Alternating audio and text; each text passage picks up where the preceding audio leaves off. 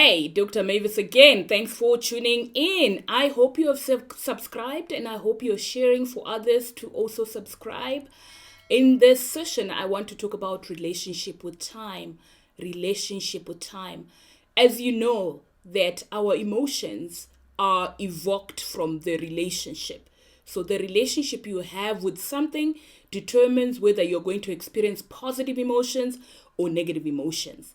So, for example, if you think time is scarcity, it is not available, you're going to dominantly experience anxiety, fear, or even overwhelm. So it is not necessarily the time, but the relationship you have with time that determine the dominant emotional experiences around time. So we may have the same time, but someone is experiencing joy, someone is experiencing satisfaction, someone is being passionate and enthusiastic, and someone is curious and interested. They're experiencing all these positive emotions in the same time that somebody else is experiencing overwhelm, somebody is experiencing anxiety, as I've mentioned. So how do we transform our relationship with time?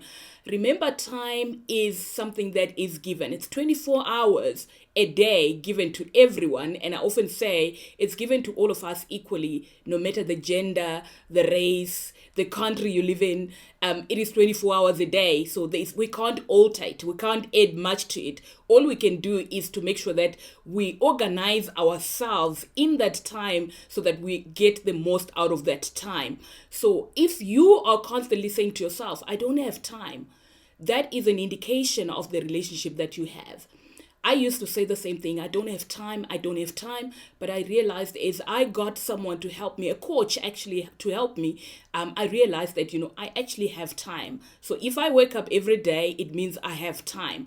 I just need to decide what I do with that time so that I don't feel extremely overwhelmed or I don't feel anxious all the time. So time is my friend. As long as I'm awake, time is capital that is given to everyone equally. We just decide how we invest it so that we can get the most out of it, but also be able to experience dominantly positive emotions, the freedom of time. When you've got the freedom of time, when you feel that you're in charge of your own time, you feel that you've got the freedom of time. The freedom of time. That is very important. Whatever that means. So freedom of time, for some people it can mean, oh, well, I've got 2 days leave, I've got 3 days leave, or I can take 3 months without working, or I do what I want to do with my time. So I think reflecting on what is my relationship with time, because that determines the dominant emotional experiences I have.